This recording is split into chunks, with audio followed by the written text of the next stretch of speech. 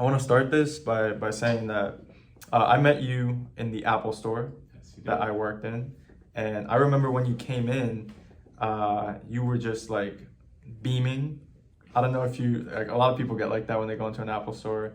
There's so much like potential, there's so much possibility that you can do with the products. Not that this is an Apple ad, but I remember you shared your vision for a MacBook that you were looking at, Right. right? And you were talking about what you would do with that, and we had this great conversation about just like products in general, as well as innovation and business and entrepreneurship. And so I kind of think I got a good understanding of who you are right off the jump. But yeah, man, like one crazy year later, here we are. Like we have not spoken since. Yeah. But I'm super excited to talk to you today, man. Welcome, and thank you for doing this, man. Thank you for having me. It has been a crazy year, and it's funny. Like I was literally in that Apple store for like over an hour and a half, literally just talking with you and some other guy, I believe. And yeah, it's been a crazy year, and we're going into another crazy one right now. So Yeah, man. So let's get started on like, let's stay relevant. We just had the most volatile week in maybe stock history. I could be wrong. There's like the crashes or what have you. You'd be the expert on that. Man, this Reddit stock, this Wall Street bets, this GameStop situation. What do you make of it, man? well, it's definitely been a crazy week. Definitely one for the books because it's nothing like we've seen before in the sense of like the fact that the retail investors are winning against the institutional investors. So that's a crazy shift of power. But when it comes to like what actually happened with GameStop and Reddit and all that, it's like pros and cons. Like it's good that the retail investors are winning and they're getting more knowledgeable and they're getting more involved. But then there's the downside where it's like they're looking at it as a game, the gamble. They're not doing any analysis. Like the fact that the stock is up from $4 to $500 makes no sense. I mean, it's you can look at it as to why it went up, Yeah. but the actual valuation of the company makes no sense. So Yeah. as an investor, like a real professional investor, you don't touch that. Now, all these kids, all these young guys, are just gambling. That's what it is. Like if you bought GameStop after $12, $15, it's straight gamble, I think. And you just have to be careful. But it's a good thing, and it's definitely very entertaining for everyone. And you could make money. I've seen a lot of people make money. I think there was one guy who turned 55 million into 55,000 into 22 million. I saw that, and he held. Yeah, which she's probably down now. I don't know what it is, but it's crazy. The term is diamond hands. I understand. Like, yeah, they say don't have soft hands, have hard hands, and hold us. That's what's going on Wall Street bets. That's basically what I've caught. I'm not on there, but there's back holders. That's what it is. That's the term. When you just hold on and want to hold on to the losses and don't want to sell. That's interesting. So a couple questions come up with what you just said. The first thing is, do you think that people are kind of being led like sheep, and that there are people who are manipulating them into purchasing these kind of, I guess I would say, trendy stocks, these pop music stocks like GameStop, like AMC, or what have you? Yeah, just I would love to get your take on that. Well, there's always a certain amount of manipulation going on in the sense of like, even just like, let's say an artist, someone that has about a bunch of followers, like there's always going to be an influence to masses of people, right? But now it's like, yeah, the guy who's running Reddit, whoever that guy is, yes, he's influencing. Like I think he has like over 6 million members on the Reddit page now. It's growing, which is crazy. And like literally, and then on Twitter, he probably has like 800,000 followers in a matter of 2 days. And like he tells a stock, and he's telling these guys like, hold the line. We're going to the moon. Don't sell. We're gonna hurt the institution. We're gonna hurt the hedge funds. And like, it's not a them against us. We're all there to make money, and we're all there to grow our financial stability and freedom and all that stuff. But like, yes, there's a reason why the SEC is kind of investigating into this Wall Street bets guy, and then there's also possibly like Congress and stuff like that, because this is manipulation of stock. So there could be legal effects that come after this, which we'll see. And then like that's why these stock the brokers were restricting trades, because like they wanted to protect them in a sense. But then it's also that's another tricky one, which I don't know, but it was a good and bad thing. Good in the sense that they were trying to protect people, but then it's also bad because free market. They literally Yeah. said, no, you could only sell a stock, which is like the craziest thing that's happened in forever in the stock market, I believe, because like they were literally controlling, like they were like, no, like the stock, they literally, the broker itself was saying, look, we're only going to allow you to sell the stock, so it's going to dump.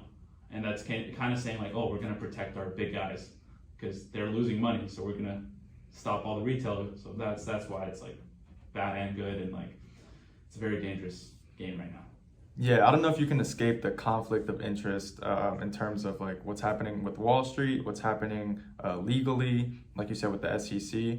Now, something that also comes to mind is like, do you think that there are going to be regulations or new laws implemented because of this? Do you think this kind of shifts the whole table, or do you think there's just going to be like a return to normal in some sense of the way? Because I feel like this movement like did something to people mentally. I feel like it empowered them, and I also feel like maybe they lost trust in the market and in governments. So it's an interesting way to start off 2021 right after a crazy 2020. But what do you think about that? I don't think they're going to really change any rules.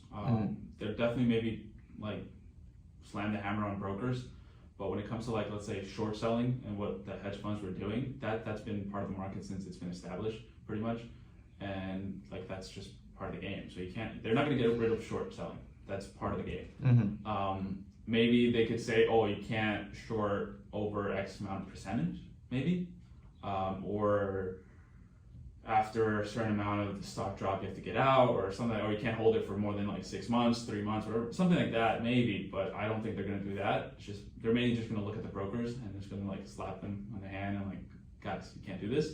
And then for everyone else that started this, like the retail guys, they're just going to learn from it. And Interesting. They're going to learn by making money and losing it.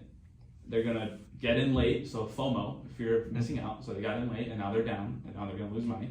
And they're going to be like, oh, I hate the market, I'm never doing this again. Or they're going to double down, whatever it may be. But it's educational all around, and it's extremely entertaining. Like, we're probably going to get a couple movies out of this, which is going to be great. Just as a bonus to this topic, like I think a lot of people kind of look at it in a similar way to I look at it. I always try to wonder like who's winning the situation. And I know some people, like you mentioned FOMO, but there's also some people who are like, if they don't feel like they're winning, they will maybe not participate or what have you. Do you think that there's a winner, or do you think it's really like that random in terms of what's going to be the result of all of this? Like who's going to make the most cash? There's a winner and loser in everything. It's a balance in everything, you know, it's a law, you know, Newton's first law, whatever it is, right? Or third. One of them, it doesn't matter. And in the market, especially that, see, when you make money in the market, you're taking someone else's money. That's just how it is. So when you make money, that means there has to be a loser. So when I buy a stock, that means someone else is selling it to me, so I'm giving them my money, and when I sell it, someone else is giving me their money, and you make the difference, right? So there's a balance. Now, hedge funds got hurt. They lost billions of dollars. So they're the losers this time, especially in this time. But they could just make it right back if they want to. Maybe if they have the capital right, if they didn't lose everything, they could just short it again or buy it up or just move on to another company. They have capital. Yeah. But for the retail guys, they got lucky. Some people made money. Now it's your turn to be smart with it. Either don't burn it all, reinvest it, take a break and actually learn what you're doing. So a balance. Yeah, do the knowledge. Definitely. Like I feel like, man, it's such a crazy industry to be a part of. It's such a crazy idea that people commit their lives, and that's why I mean there's a lot of different parts of you that make you such an interesting character, but what was it about you, like specifically, maybe some innate characteristics that you recognize that made stock trading like, okay, this is what I'm going to do. This is the life for me. Well, see, that's a tricky question. I kind of have to answer that in like 3 parts. So the first part, right, I was like an entrepreneur, good with money from early on, like a business guy. Like I was saving money from the Tooth Fairy. I was selling origami. I was selling tech decks in middle school. Like I was an automatic entrepreneur business guy, and that evolved into like selling candy, selling vintage cars, selling things online, whatever it may be. All right, so that's like the first piece of the puzzle. Second piece of the puzzle was like I have such a wide spectrum of like my interests. Like I want to dabble in a whole bunch of things. So early on, I was like, I need to be rich. I need to have money so I can do everything I want to do. And then when I was like 12, 11 years old, I saw the movie Wall Street, like the original one, 1987 version. And then that's when I realized Wall Street's where the money is, so that I have to be there. So as I matured, as I got older, as I got more involved with business, with selling or starting my first business, which was a video production company. I started my junior year in high school.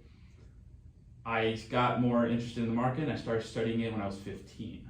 And then that's when I started, rolling downhill, and then I got my first account when I was 18. So those three pieces in the beginning were the reasons why I wanted to get in the market. See, the market is like being a salesman on steroids, because you're buying and selling all these products and at bulk, at speed, and you're making X amount of returns quickly and whatever it may be. Definitely. So it's entrepreneurship, and if you're running a trading, like if you're trading and you're investing, it's a business. So you are running a business. So you are an entrepreneur. It's just not at the level of, starting like a Tesla, SpaceX, whatever it may be, right? Yeah. So it's a little bit different, but pretty much those are the three key differences that I figured out. Like that's why I started in the market, and it's like luckily I like it, so it's great. That makes sense. Like I think with all those factors that you listed, somebody like you in the market, like it's a perfect fit. So you entered the market, it made sense. What keeps you in the market? What keeps you wanting to grow in the market? Well, it's first of all, I like it. Like I like the people, I like the action. Think about it. You're ahead of the curve because you're literally watching and seeing and studying what's the latest trend, what's the latest technology, what's the latest business. And businesses is they're solving problems, they're bringing new innovation to the world. So it's like it's like an artist or like an entertainment team. Like I'm literally right there, and I'm being able to get like the first dose of it, right? So it's amazing on that front. And then the money. I mean, at the end of the day, no one's in the market not to make money. And see, my purpose though is not just to be the Wall Street guy to make all the billions of dollars. Like I want the billions of dollars and I will make it, but it's to move it out of there. See, one of the issues with Wall Street and the financing world is that a lot of talent gets sucked in there, and that's it. They're only doing a numbers game. They're not creating a product. They're not solving a problem. They're not creating a service. They're not employing a lot of people really. They're not in the world. Yeah, they're not really contributing to the world. That's why, like Elon Musk, he's come out publicly before, where it's like, Wall Street and financing, they suck a lot of talent. Like they should be put into engineering and all this other good stuff, right? So my idea is to go into Wall Street, take the capital, and then take it with me and go work elsewhere. And the people will follow the capital, always. Always, yeah. And I mean, it's a work in progress. It's gonna take long, but that's the goal. Yeah. So you mentioned your first business was the film company. Yeah, Eros Media. Eros Media. Yeah. Excellent. And what happened with that? What was that journey? So that came in junior year. I think it was like 17, 16, right? And my business partner at the time, he came to me, and he's a filmer. So he came to me with the idea, and I'm a business guy, so I was like, he'll be the business front, he'll be the creative, and we'll build the company. So that distracted me from the market for a while. So it was like mid-tier. It came in and distracted me, so I focused on the company. It was like the new thing. So I was like, okay, let's go. Started that in high school, working, trying to balance school and business, networking events, writing proposals, writing the first contract, getting the LLC, filing as an S corp. Like that was all the learning experience. So it was great. But then after we graduated, we went full time. Well, I went full time because my partner was a year younger, so he was still in high school. But we only got one client, and it wasn't even for the video production; it was for marketing. And then everyone wanted something. Everyone didn't really trust us. We were young. We didn't have work on our a backlog to show. Yeah. So it was unsuccessful, and it's not what I wanted to do. So I was out there trying to sell a product I wasn't passionate about. So it was extremely difficult. So I ended up selling it to him a year and a half later after we started. So he has it now, he's full ownership, and it was for the better. Like since then, we've both evolved, and it's been amazing after that. So, but if I didn't do that, I wouldn't have that educational moment, and I met a lot of people, a lot of networking events, and I still talk to them to this day, even though I don't do any business with them, but keep in contact. So. Awesome. And just speaking on that evolution piece, you now have a new company, Swole Investments. Yes, I do. What's going on with Swole Investments? Tell me all about that, man. All right. Well, Swole Investments is a holding company for now. It's to manage and protect my investments. I run my trading accounts with that, and now soon to be my real estate that I currently just closed on. And then I'm also running like a trading team under the name Swole. Okay. So, but Swole Investments itself is a holding company, and the idea for that now is just to protect my capital and manage that, right? As you know, like a haven. But eventually, I want that to grow into being a venture capitalist firm. It maybe could be a hedge fund. I'm not sure about that. If I want to run that type of business, because I don't think I would. Investing is what I like to do, but then if you turn it into a business, you may not like it. It's like being an artist or something. It's like if you like it and turn it into you don't like it. So running a hedge fund is not really investing. It's like raising money. You got to run your team. You got to do all the other things. It's not what I want to do. Yeah, it's managing. It's not investing. It's not what I do. So we'll see. But I could do it, and I would be able to do it under Swole Investments, and I think I could, maybe Swole Capital, whatever it may be, and it would be extremely successful because I do know what I'm doing in the market. Yeah. But we'll see. But Swole Invest for now, holding company, and eventually it'll branch out into multiple fields and grow from there. That's awesome, dude. So I definitely see like your ideal situation is to kind of create this like hegemonic force of Swole, if I were to call it something, and just be a part of different industries. Right. And the end goal, like I guess there's this quote that's like, okay, the one thing that unites all your work is that it was created by you, whether you do this or you do that or you do that. So I'd love to get like your value, your passion. I know you mentioned bringing Wall Street's talents out into the world. What is, if you have a target, specific situation, I guess if I were to put it in like layman's term, just something that you're trying to help, something that you're trying to like fix in the world, or maybe something that you're trying to innovate. What would all that capital, where would the attention be? Okay, so I have 3 main areas that I like to focus on, which is space, robotics, and then like health. So those are my 3 fields, and each of them are billion to $1 trillion industries that will expand, especially with what I want to do. With space, I want to have, let's say, like real estate in space, where you have like floating offices, floating commercial, and like vacation homes and stuff like around orbiting Earth, orbiting the moon, whatever it may be. I have another idea for like a cruise ship in space, so like a Star Trek kind of thing. You travel back and forth and have like that. So those are just the 2 ideas dabbling that, and then like the health one, I don't really like to talk about that because I feel like someone with the capital knowledge could probably beat me to it, but it's in the health space, has to do with sleep and time. That's all I would say about that. And then the robotics, I want like an iRobot robot, like with the one with Will Smith in it, like those things, fully humanoid, fully functional robots to do our work, in the sense of like, if we need to send 100 robots into an asteroid to mine it and then go into space, they don't need oxygen to get to work and put stuff. So like, those are the main 3 fields I want to focus on. And then with the billions of dollars, I would like help people go into college so that I could get more engineers, more scientists, so that they could come onto the team. Like a scholarship. It's like, pass this, you come in working with the company, and we'll work together and go on from there. So there isn't a plan, there is an idea, and I know there's good behind having billions of dollars under your control. Like, so that's the thing. Most people hate billionaires. Well, not most people. There's been an amplification of attention towards people that hate billionaires and rich people, which is totally misunderstood. Like, these people got that money because they're doing good, and they're using that money for good. It's not that they're just keeping it, buying out to stuff. Like, they don't really care about that. They're true billionaires, right? Yeah, Bill Gates, Mark Zuckerberg, Elon Musk especially. He's the best one for now. And that's what it is. So like, if I get to that point, it's a responsibility, and I have to do well by it. So the idea is, can I handle that pressure? I believe so. Do I have ideas? I think so. And it's like, can you collect some people to come together and work on it? We'll work on that and see if I can do that. I haven't done it yet.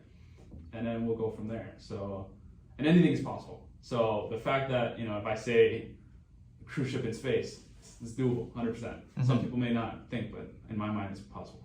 That's awesome, dude. I love that you're so focused on furthering innovation, but also, I think when you mentioned sending robots to go mine an asteroid, right, or just to do the busy work, that opens up like a whole creative channel for people on Earth, like with skin, like human beings, to do the creative work, to do the work that's I guess of our essence. Do you see that as was that like part of your plan as like a side effect of that, or is that just more like, if it happens, it happens?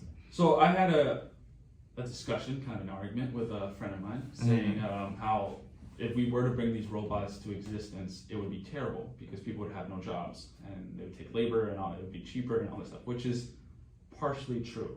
Okay. But now the idea is, if you think about it, technology in general, the whole purpose of it, the end goal of it, if you really look at it to the end, it's like for humans not to do anything. Think about it. You know, cars is so that we don't walk, right? Drugs and stuff is so that we don't like go to the gym, wherever it may be, or you know, things like that. Yeah. So at the end goal, it's like for us to not do anything. So the robots, in my mind, is just to do the riskier stuff. You know, go closer to the sun and where it's too hot for us, or is that there's acid rain or whatever, like harsh environments, or you know, do the heavy lifting, right? And then for us, yeah, the creative, we have more time to think about us, more time to think about higher thinking, evolution, come up with the next big idea.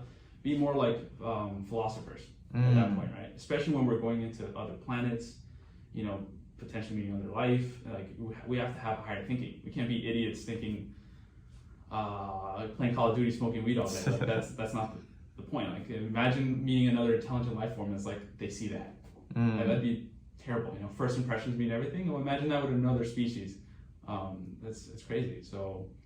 Yeah, I think I look at the pros. You know, glass half full, right? Totally. Right. So I'm not looking at people not working. I'm looking at like what could be done, and that's what's screwed up nowadays. People like being negative. People like being depressed. Like it's like the cool thing. Like, oh, I just stayed up all night watching Netflix. Like, and they post it on their Snapchat or something. Like, and they think that's cool. I'm like, no. Like, why? Like, don't promote that. Yeah, don't promote it. Like it's promoted nowadays. And like, I don't get it. A couple years ago, it wasn't like that, or at least it wasn't as publicized, which is a domino effect. If people see it, they'll do it.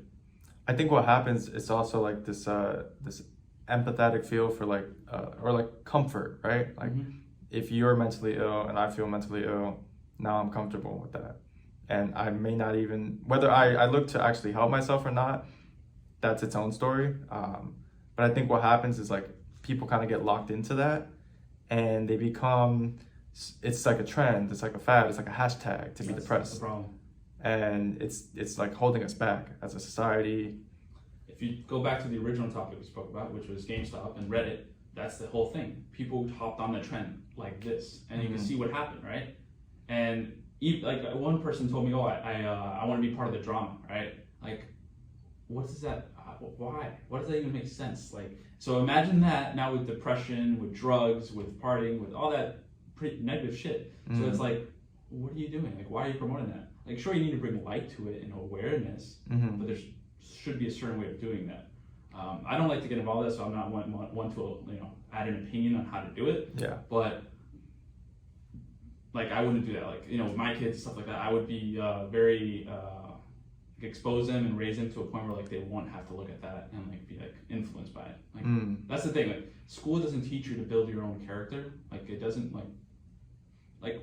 So I started reading books, right? Totally. And when I started reading books, I started with the self-help books. Like I started with the mindsets. I started with the psychology. I started with like the basic, how to be. The subtle art of not giving a fuck. Like I didn't read that one, but yeah, stuff like that, right? What's his face? Awaken the Giant Within. Tony Robbins. Tony Robbins, right? Stuff like that, right? So that was a great foundation. Like that built my mind strongly, even though I already had a good foundation from my parents and just who I am. But then adding those books on top just added a concrete thing. And then I went into knowledge with the stock market, etc. So like that type of knowledge people don't get. Like they don't read it. And like books are super undervalued. But like school doesn't teach you that. Or like parents don't really put that type of what's it called? Self-esteem into their kids, right? So like that's an issue when it comes to that area, and like making sure that doesn't become a trend.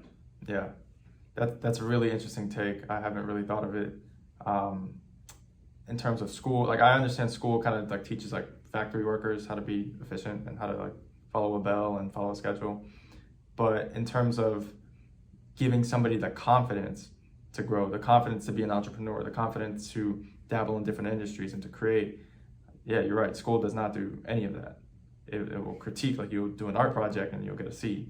Like, art. Yeah, do it better next time.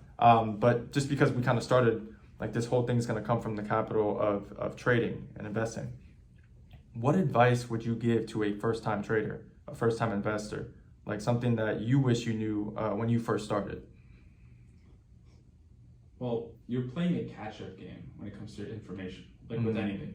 And then in the market, like you have to. So your point as a beginner of it coming from nothing is to get from knowing nothing to knowing the basics. When you know the basics, then from that foundation, and that basic is like vocabulary, history, certain things. Like if someone refers, like if someone who knows talks about it, you could keep up and understand, right? So get to that basic form, and then from that base, continue consuming knowledge. But the knowledge you'll be consuming then will be you actually understand it and comprehend it. And once you get that and you get that dose of it, then you can start coming up with your own ideas. So you have to consume books, videos, like learn about history.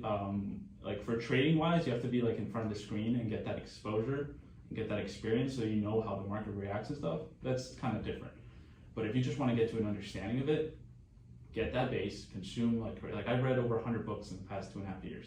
And like I'm already knowledgeable, but I still want more. And it's not all about the market, but it's a high dose of it. And then videos and stuff like that. And then I have conversations, but get that base. You can understand more information, get to a higher level of thinking, and then you come up with your own original thinking. And then that's when you put it to the test and like keep track of your record so you see where you did wrong and where you did right. So like it's just getting to that point where it just starts pivoting, and then you're just on your own. Because it's a trial and error game, especially if you're trading. Investing is different, but for trading, that's what it is. Like if I think it's a buy and not like right when the market opens 9:30, but then I realize I'm losing 7 out of 10 trades, something I'm doing wrong. So maybe I should wait till like 10 a.m. in the morning, and then oh wow, I'm winning 7 out of 3, right? So that's how it is. It's like consciously designing yourself, consciously designing your routine. Yeah, like a computer, like an algorithm. But the thing with trading though, it's very psychological, it's very emotional. So you have to learn how you react and how you control. Like you could be like the best, like you could handle taking a loss, right? And you're in there, but maybe you can handle taking a loss, but maybe you can't handle taking a win. Meaning you get too cocky and you're like, you're hot shit. And then you start putting on more risk and then you lose money. Or you can't handle taking a loss, but you can tackle making money so that when you take a loss, you take a big hit and then you lose all the money you made. So like there's all this thing. Or like your girlfriend just broke up with you, or your mom just got sick, or your dog, whatever it may be. All these factors affect a trader. We're human. So that's the point. Like you have to get from all that learning and getting all that, and then once you're a trader, that's the hard part, the psychology part behind it. So basically, that's a good point. Yeah, it's extremely. Really good point. It's okay. Another reference, right? I'm always going on tangents. Totally. An athlete. You could have the best athlete. Tall, strong, fast.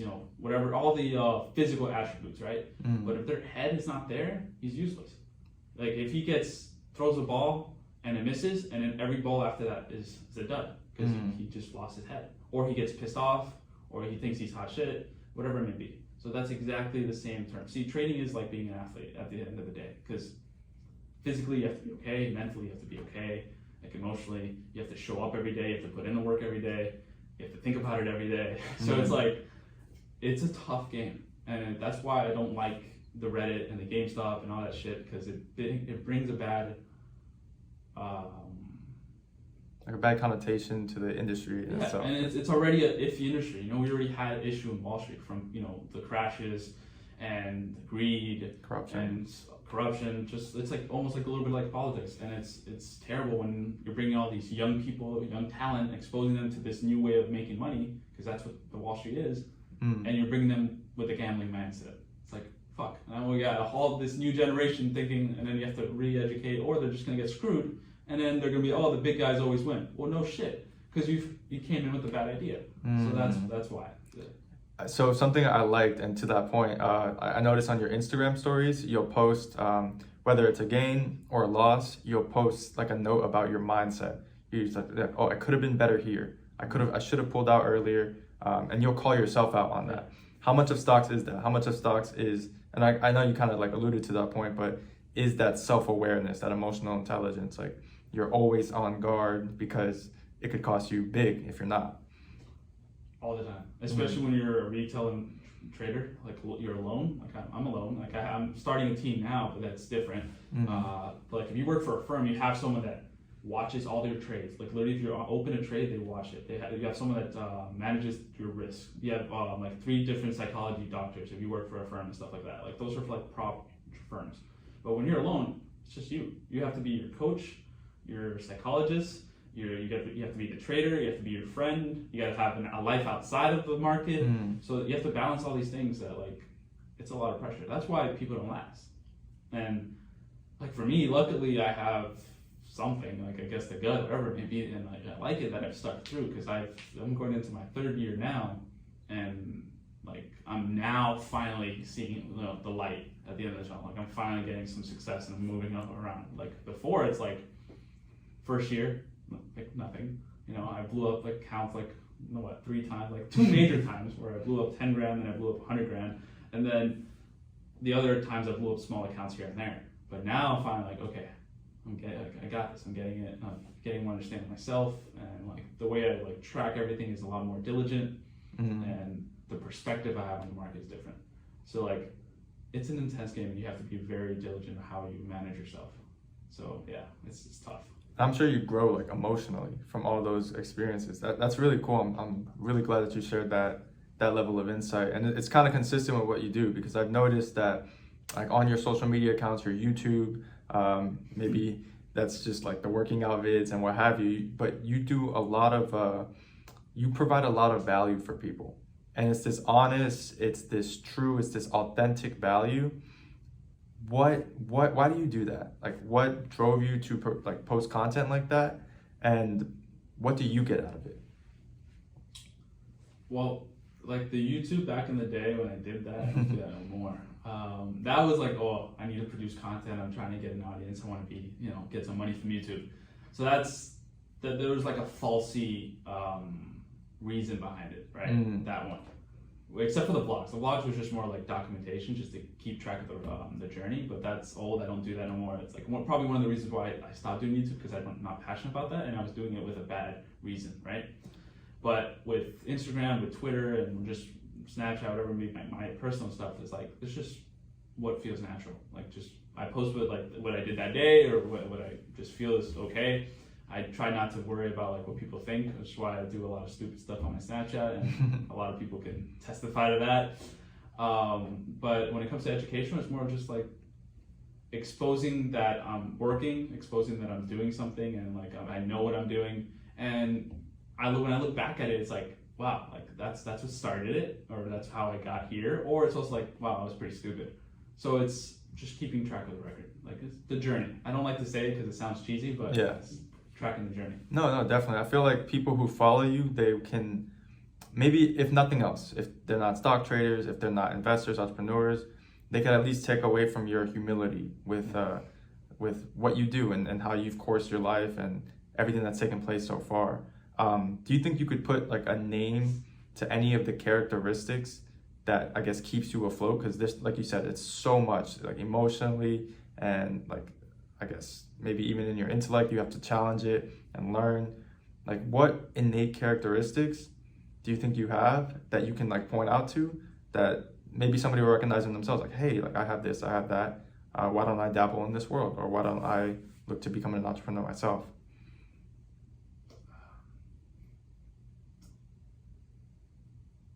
That's a tough one. I mean, I have to look at. I mean, it's my ambition. I have big goals. So like stuff that I do now seems kind of, useless, or like doesn't really mean anything. From either failing, right? It doesn't mean anything because the goals are so big, or it's also more of a like responsibility, like with my parents, and like I have a lot of people counting on me, especially also since like I started this whole thing, and I have like that tension on social media and people looking at me, and it's pretty much who I am. I built myself like this. It's like I have to do this now. It's like if I change it, it's like shit, like that's not who I am, right? And that could be kind of looked as bad or good, but it's good pressure. And like that's the thing, it's all about perspective. Like the pressure could be bad, and like you can start losing your hair, and like it's like you get anxious and all that stuff. But then again, it's like pressure is good. It's what keeps you on your toes. It's what makes you wake up at 5 a.m. every day, or even 4 a.m, working all day and doing what you got to do. So I don't know what the word would be, to be honest. I think you nailed it with ambition. Ambition and responsibility. I mean, I think consciousness too. Like I think you being aware of that pressure and perspective. And I don't know if there's a term to describe somebody who's glass half full, Like, is there a word for that? An optimistic guy, I guess. Optimistic, perfect, yeah. I mean, I am extremely optimistic, and that's actually how a lot of people always bump heads with me. Because one is because since I think so big, right, which I'll get into in a second, it's people can't relate and can't comprehend when they talk about my vocabulary. When I'm thinking, oh, you know, someone says, oh, this property is $500,000, so much money. I'm like, it's only $500,000. What do you mean? It's nothing. When you're thinking billions and trillions or whatever it may be, it's like it's nothing. And or like if someone, oh my God, my boyfriend just broke up with me, I'm like, so? It's like I'm thinking space and aliens and like all this other bigger things, like bigger life. It's like irrelevant. You know, AI, like that's a whole other life we're about to create that we don't even know of. So that's what's interesting about that. But then it's like the ambition versus reality. So this is a book idea of mine, which just put it publicly now. Yeah, speaking into existence. Ambition versus reality. I don't have the book done, but it's a thing I'm trying to work on. And it's like you have all these goals, you have this big idea, and you're thinking in this ambitious mindset, but then your reality is not like that, right? Where you're like, oh, you know, 50 grand is nothing, but you can't go buy a Chipotle, right? So it's like that struggle, especially for an entrepreneur, business person starting from the beginning. It's like you have all these ambitions, but your reality sucks. So it's like fighting that and like psychology and that pressure and all that stuff. That's like the state of like every starting entrepreneur, like everyone. And I think a book like that and like to connect with people all around the world would be amazing. Hopefully I could get it done and, you know, articulate what I'm trying to say, because it's a little tough. But those are the two words I always fight off with: ambition and reality. Like those like the, what's it called? It's kind of like a play on like dreams versus like, I guess I would bring back reality as that same word, in terms of like what's, you know, probable, what's possible, in terms of I guess if we were to like bring this up like with numbers, I would say probability is like a good kind of it's a good kind of way of describing like our chances for success. Like, are you setting yourself up? Do you have the ambition? Do you have the mindset for that? Versus what are you actually doing to implement that? Like, I think everybody has like, I think just we as humans, like we have that ability to dream, but not everybody has that ability to actually go and enterprise a business, to actually go and make something happen, to take action. So I think it's a really, I mean, I read the book myself and in hopes of like learning what you have to say. And I think that's really interesting, just as like as a small tangent, but like you're somebody who's read a lot and you have your own ideas, you have your own way of thinking, and you take that information and that idea probably came from like 100 books, like you said, just all like in culmination with each other. And then you got to it and you were able to put out another, or you will be able to put out yet another source of knowledge for people. So I think that's really cool. And I think people need to recognize that, they have that ability, especially if you put your mind to it. If you read the books, you'll be able to write the books. Yeah, I mean, the ambition thing is like, in my mind, it's like, if you could picture it in your mind, if you can imagine it, that makes it possible. See, that's when the whole probability game comes into play. It's like, anything is pretty much probable. Like, it's possible because like it's just a matter. It's like, for instance, if you want to go cultural, right? The Avengers, right? Doctor Strange, he's like, 7, like we win 1 out of like 7 million or whatever it was. Yeah, crazy number. But they did it. It's that one. So that's what you have to focus on. You don't have to focus on everything else. And like, if you could picture it, that means it's possible. So it's like, the idea is just getting to the point of failing, getting rid of all that stuff, and just get to that. And then like fighting that with reality. But not, when I say reality, I don't mean like being realistic. Like, I hate people telling me that. Like, like I was telling one person like their family, and they love you and stuff like that. But then like, oh yeah, I'm gonna buy this building and buy the other one. I'll probably need like 900 grand, and then maybe like 2.5 million for the land, stuff like this. And they're like, be more realistic, calm down. Like, what are you doing? All this stuff. I'm like, what do you mean? I think this is nothing compared to what other people are doing. Like it's crazy, and I don't like that. I really don't. And that's part of culture too. Like, we need to inspire people. Like, let them hit the wall. Like, let them get punched in the face. Like, that's how you learn. And that's the problem. Like, people are like, oh no, we have to like, put them in a little bubble, protect them. They're too fragile. What do you mean? Yeah. Isn't it like the strongest survive? Strongest of the fittest, stuff like that. Like, we need to go back a little bit into more hardcore stuff. I don't think the culture or society supports like an entrepreneurial mindset. I think We're turning into that, but yeah, and I think that was a conversation that we were having off camera where we were talking about, like this new generation, how they're growing up, what they're seeing. They're seeing people blow up off video games, off vlogging, off of, doing box openings, right? And I think that kind of shifts the whole, I would say, millennial mindset of, hey, like I thought I could do anything I wanted, and then I got thrown into the world and I got stuck. And now I'm at, and now we go back to now I'm gonna virtue signal that I'm depressed and everybody else is depressed. But I think I get excited, like you, I'm an optimistic guy, and I get really excited about the new generation because they're seeing that literally anything is possible. They can start a business from their phone. Like we're shooting from technology that didn't exist 10 years ago. So that's insane. And just to be able to actually kind of create something out of nothing, I think that's the beauty of entrepreneurship itself. And yeah, man, I'm so glad that you bring these perspectives and these educated perspectives, not these just like philosophical perspectives. Yeah, or like emotional. Like a lot of people nowadays, they speak from an emotional side. Where, see, that's another thing about trading and investing and what I do and how I do it. It could make you very cold in a sense. So like emotion wise, like I could be an emotional guy. Like I could watch a movie and cry. Okay, that's fine. Like there's a lot of emotion in us. We're humans. It's perfect. But with the ambition, with my reality, and with my field, I need to have a control, and I need to have a certain type of composure throughout the whole thing. If not, I won't be able to handle the pressure. So that can be dangerous in the sense of like, you become too cold, and that's where like things of like dark and greed and all this bad stuff really can sneak in. But then then you lose the humanity part, right? Yeah. So the idea is to find a way to balance it, which I don't know if I have. Maybe I have found a way to do it with myself, because I am still connected to my emotions, but I can be very cutthroat and dead when it comes to doing what I need to do. And that could come off bad, especially with my family. My family's had a hard time with me in a sense. Like I'm a good son, and I'm a good son, but I could be very cold and blunt.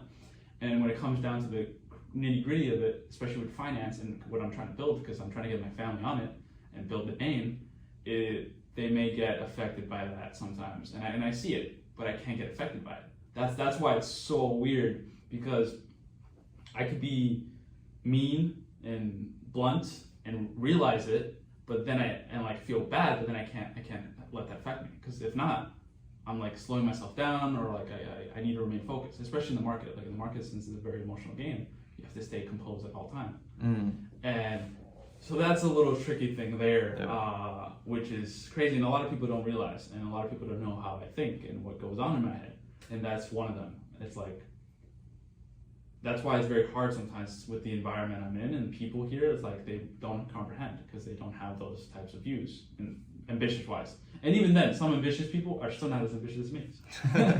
Definitely. So it depends. That's how you come out on top. That's awesome, dude. I think it's really interesting because you spoke on family and you spoke on responsibility. You actually happened to just purchase your first property. Yes, I have.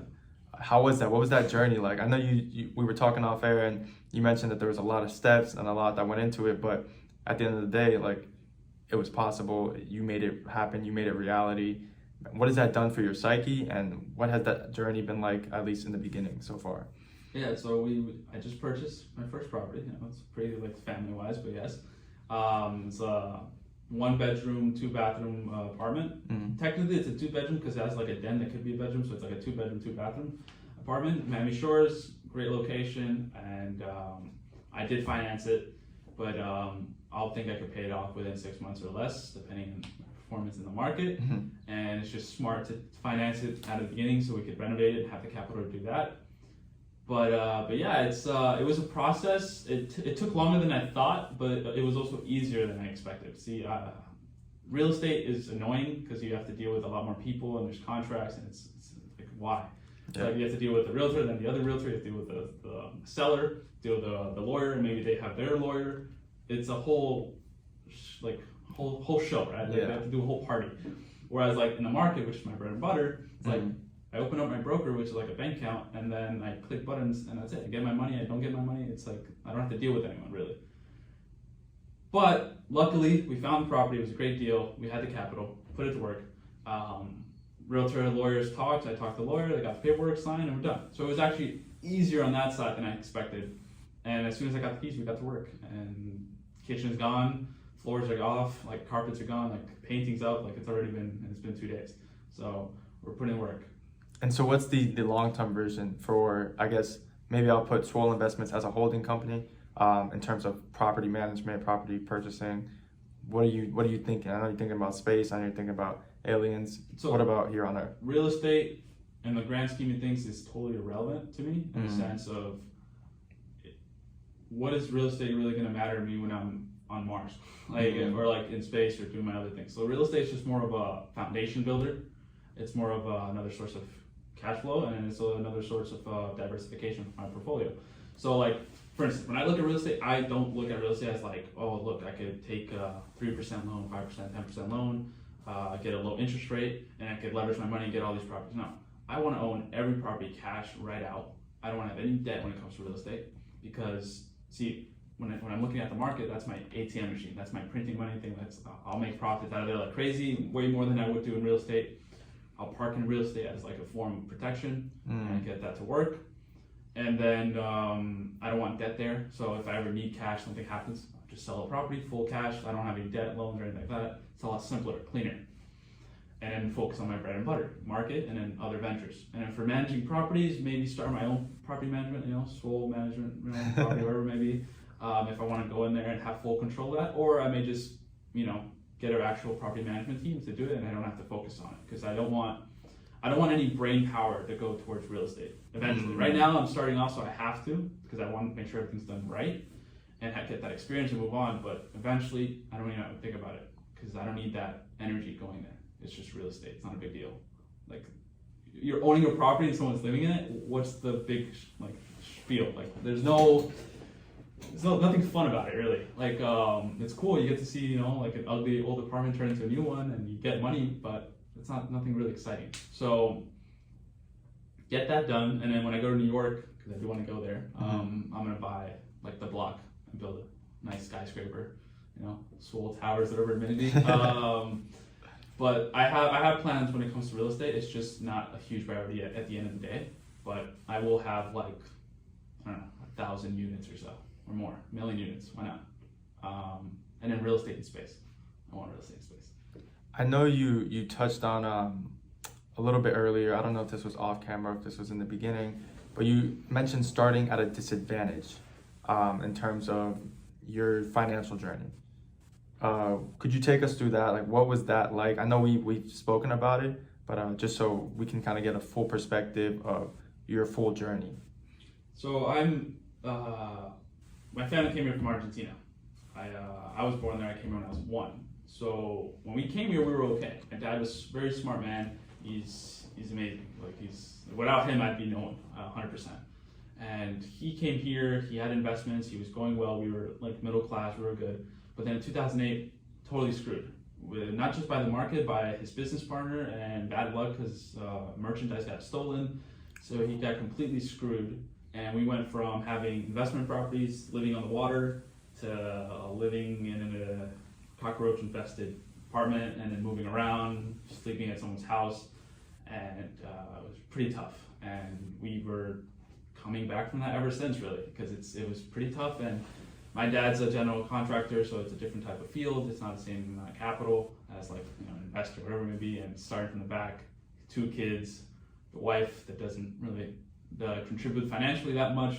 So it was extremely tough, and still trying to give us the best life and make sure we don't miss out on anything, until I actually became aware of what was going on. That I was like, okay, no, keep your money. I don't want to go spend. I don't want to buy candy, whatever it may be.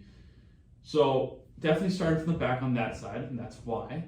And then that's one of the reasons why I took so much control and responsibility, and reading 4 books in a month, at the same time, and reading and studying and starting the company, saving money, flipping the cars, the motorcycles. Like, it's one of the reasons why I don't own a car. When I bought my first car when I was 16, I sold it within 6 months, and I more than doubled my money on it. and then I moved on. And I've never owned a car more than 6 months. So not because I wanted to keep it for 6 months, just because it took me that long to sell it. If not, I would have sold it on the same day I got it. I really don't care.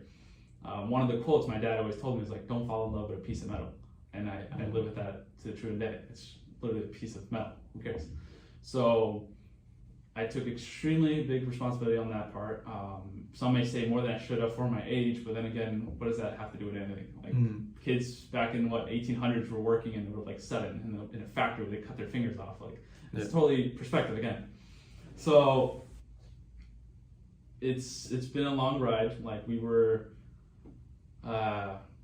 even lived in a trailer at one point, and from that to now this, it's a big move, even though we're still far, like still not very stable. We still, moving around, being very diligent. We don't go out, stuff like that. So it's definitely moving in the right direction, but we're not there yet. Like we're not middle class, we're not anything like that. I'm getting the ball rolling, and I definitely have control of the reins on that because I have to, because they don't know the market, they don't have the big picture ambitions. They have their own thing they want to do, but nothing like what I want to do. So it's humbling beginnings. That's what it is. Yeah, and it looks like you just turned it into a superpower. Most people these days will turn it into an excuse or into a reason why they don't, that they're disenfranchised or what have you. But you've really taken it, and when life gives you lemons, you made that lemonade, man. And you're gonna have a lemonade factory by the time this is done. But that's the thing. It's like if you look at it, people that like business-wise, entrepreneur, right? Their weakness when they're younger is what their greatest strength was, right? In the sense of like, let's say, like Jeff Bezos maybe, right? Like, oh, he couldn't find a certain product, right? Or like, you know what? Let's just put everything on the internet. So like now it's like his weakest thing back then is his strength. So like, let's say for me, right? In my mind, it's like my weakest thing was money. Like I had creativity. I'm a good person. I have good personality. I could talk. Like I'm not shy. I'm healthy. Whatever it may be. But the only issue was always money, and it's annoying. Like the most annoying thing where it's like every topic has to be money in the sense of like we don't have it. Not money in the sense of like oh, this is a business deal, and like the good educational conversation where like it's valuable. It always came from a form of like stress and like worriedness, and it's just not a good environment around money, and that was terrible. I hate rich that. dad, poor dad type. Yeah, mindset. I guess it's just all the stress is an issue for me. Like, and even to this day, it's like it's always correlated to money. It's like the fact that let's say parents fought when I was younger. Right? It's like, oh, we couldn't do that. Right? And it's like it's like, oh, we can't hang out with friends because we gotta go work or whatever it may be. Where's it go? So it's like I don't understand why people have like a bad connotation when it comes to money. Like, oh, root of all evil. No, it's like if you get that, you can buy happiness to a certain extent, right? You have to have your own inner happiness. Like I don't have it, right? But I'm happy. Like I always was, and that's just me. It's just from inside. So there's that. But eventually, it's like you don't have to spend all that energy worrying about money. You focus on the creativity, right? Yeah. So that's the point also with Wall Street, where it's like if I go there, I can get the capital, so I don't have to be like a startup. Right? There's two ways for startups, right? You either have the capital so you don't have to worry about it, or you have to go VC and raise money and then get the capital that way, and then you're stressing and you have to be careful and you lose control because you have to give up ownership. Yeah. So this way I keep control because I'll get the capital and I get to do what I want with it. So that's why I'm going also this route and doing what I'm doing. There's a lot there in terms of like your professional life, in terms of your social life, your personal life. What social life? But in terms of like, I guess to put air quotes on this, free time, what do you do? Like, what do you like to do on the time that you're not, plotting on a milli, like trying to build this whole industry? If that exists. And if it doesn't, tell me about that. I've constructed my life to not have a life, really. Like I have like a small group of friends, like 4 or 5, like that I see on a regular basis, like once a month, once every 2 months, just to like keep in contact because they're good friends and stuff. Usually, no, all the time, they're the ones reaching out to me. Either I say no or I finally actually show up. But I don't. I really just go to the gym, I study, I read, hang out with my dog. I just pretty much just concrete work for now. I do like, let's say, go play volleyball. I like doing that. I used to play volleyball in high school, but I haven't done that. Like I go like every 6 months or whatever. So it's no social life for now. I think it's I don't mind it because I don't mind being alone. I don't have any issue with that. But then I also love people. So it's like it's a fighting force. It's a balance, I guess. But now it's just tilted one other way. Eventually, it'll come back. Yeah. But like if you put me in a room with strangers, I'll be friends. Like I don't mind. And that's another thing. Like when I go hang out with my friends, I try to leave like give them good time, good energy, and I leave an impression. So that's one of the reasons why they also hate me sometimes, because I always flake on them. But it's the sacrifice you have to get done, especially when you're starting from the back. So I have no like regrets really. I don't really I don't feel bad for myself in a sense, right? Yeah. Like I do what I have to do, and later I'll buy my time back, and I'll go have a party if I want to. I really don't mind. Like parties are fun, but I don't oh shit, I have to go party this weekend. I haven't gone in 2 weeks. Like that's not what I do. I don't drink and I don't smoke, so it doesn't like I don't need that stuff to have a good time. So it's good. I think that because you have that perspective, like it's never going to be a disadvantage. No, not at all. That's awesome. I think I wish I adopted more of that on myself. I could definitely speak to that. But I think that's a big perspective shift that needs to happen in terms of society. I think in terms of like free time, like I think people kind of feel like it's earned. It's a right. It's like oh, I should be able to enjoy everything. It's like we came from hunting and picking berries and like trying to organize ourselves into societies, and now we think like oh, a little me time is like guaranteed. Like there's the whole trend, treat yourself or what have you, but it's really just excuses for you to not do what you're supposed to do. And I think that eats people alive, and I think that contributes to the depression, or like to the mass depression. Yeah, it's like they don't get their dose of like free time. It's like they go, no, I'm always working. I'm like, but then again, it's like if you do something you like, then it's fine. Like people look forward to Fridays because they want to go to the weekend. And I'm like, I hate weekends because I got no work to do because the market's closed. So I love Mondays, and especially it's the start of the week. So it's, I'm refreshed, I'm ready to go. And like I said, I wake up 5 in the morning, I'm ready to go. But it's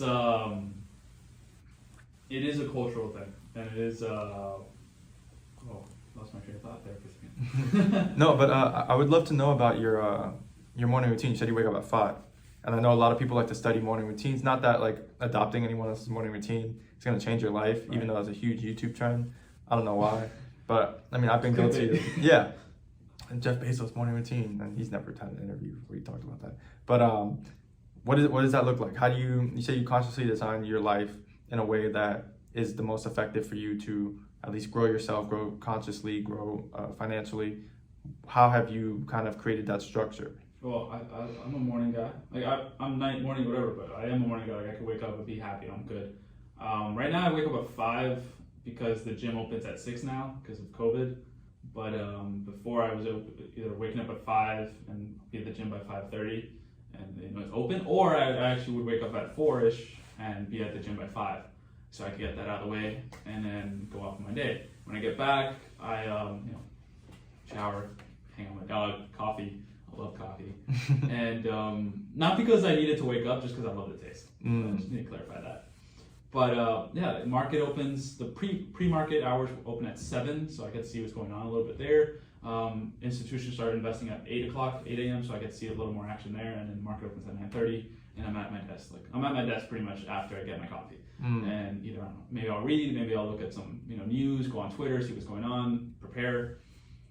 It's, I keep myself busy, really. And then market had closed at 4, but I could be done before then, and I'll start reading, I'll start reviewing, I'll start prepping for the next day, like literally just watching charts all day and getting myself set.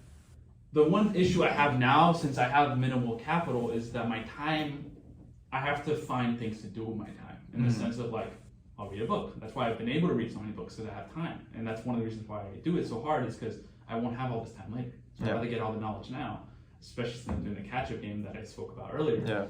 And then also since I'm young, 21, what to do, this is like the college time, right? So this is the time where I need to get educated. So I'm using this like 4-hour a year kind of thing, where like I need to read as much as I can, because later it's like my career starts, even though I'm already in my career. So that's part of like the routine really, and Monday to Friday, and then the weekends I still wake up early, but maybe I want to sleep in a day just to get more fuel into me. But working out pretty much every day, some activity, yoga, running, the gym, whatever. And and now luckily now with the property and doing that, now I can finally put in a little block of time for real estate. Go help with the renovations and do what I need to do, or maybe look for another deal, whatever it may be, as capital comes available. But yeah, as capital comes available, I will be filling up my time more, and to the point where like I need a personal assistant, where like she can keep track of my things, a driver. Like I want to have that lifestyle where like I have no free time. Like I want to be on the ball nonstop, because I feel like I'd be wasting time. That's one of the good things about New York. And like I watched this guy Ryan Serhant, and he's like amazing. He's up at 4 or even 3, and like at the gym, comes back, he's got his driver, he's on the calls, doing the like nonstop. And that's what you need, especially like when you're young and you have the energy. Later, I mean, I don't believe in retirement, so I'm not going to retire ever. Like I feel like if you retire, you're dead. So I'm not doing that, but you do slow it down, and your values change, family, whatever it may be. So for now, just picking up speed as much as I can. So gym is part of it. I have to be active. It's part of my lifestyle. It's who I am. Then market, Monday through Friday. Education, my books, videos, whatever it may be, reviewing, preparation. Now real estate, and then we'll see how we add in the next block later, whichever may come first. We'll see. But that's kind of like the structure I have. I literally have no life. Like I can't tell you anything exciting. Like I don't go. Like actually, I put on my calendar like by the end of Q1, so like in March, I have to go skydiving. Like I have to get some life experience into this, because if not, like I what the hell? So like that's gonna be like, if I perform, I have to perform. If I perform, I will get a group of people, we'll go skydiving, and we'll get that out of the way and get that life experience and have fun. And then the next one would be like to go to Washington this year. But like those are priorities I have to put in just for the creativity, for the conversation. The fact that I've been to New York and all these countries, road trips, like I could bring that into conversation. That's why traveling is so good. It's for the experience that makes you into a more intellectual person. So that's the only reason I'm doing it. Really, even though I still want to, but it's like my mind right now is like, it has to be a logical reason to do it now. Like everything has to be logical at this point, because it's like a chess game, right? So it's like, why would I move that piece there now? Maybe I could do it later, right? If I don't have to. So that's why. The skydiving or travel, like it'd be good. And you never know. Like you can meet someone there. It's life experience. That's why. That's super interesting. Actually, when you were speaking earlier, it reminded me of when I first met you, because I remember we had a brief conversation on like retirement, and like I guess how dumb we thought that idea was. Like nobody's gonna be on the beach drinking margaritas. That's just gonna get old in like 2 weeks. Like it, like in terms. Forget with all the margaritas. Huh? Yeah. There's a longer game, and that's gonna be like my final question. Like I want to know, what does your legacy look like at the end of your life? Wow. What does it mean? What does legacy mean to you? Does it hold value?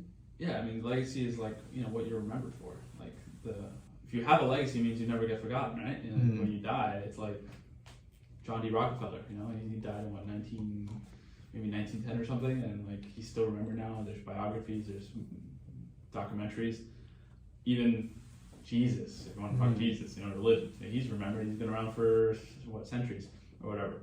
So things like that, or Alexander the Great. So that's what legacy, being remembered and being told down and being inspired by it. At the core of it, at like the very minimal, I would like people to look at my life and like people know of me, so they know me, right? So that's why I need like a social media presence or something like that, so that they know me and they know my story.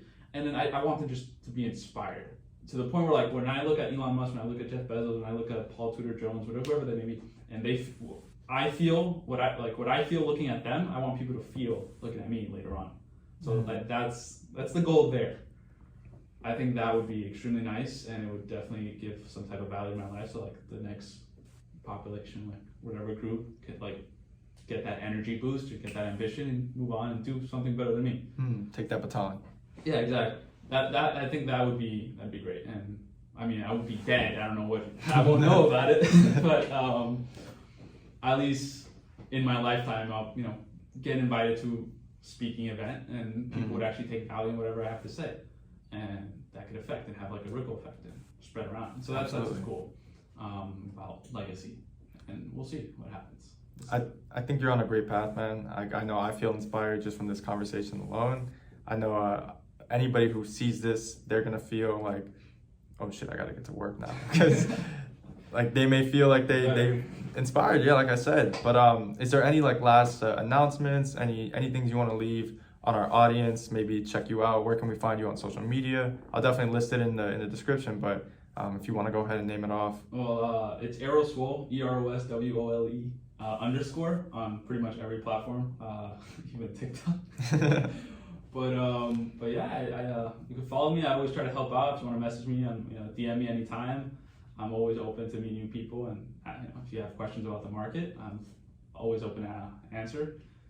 And no, thank you for having me. I had my first podcast, first interview in a sense, and exciting. I like it. I need to do more. Absolutely, you kicked ass, man. So I look forward to working with you in the future, dude. Let's do it, man. Awesome, man. That's a wrap.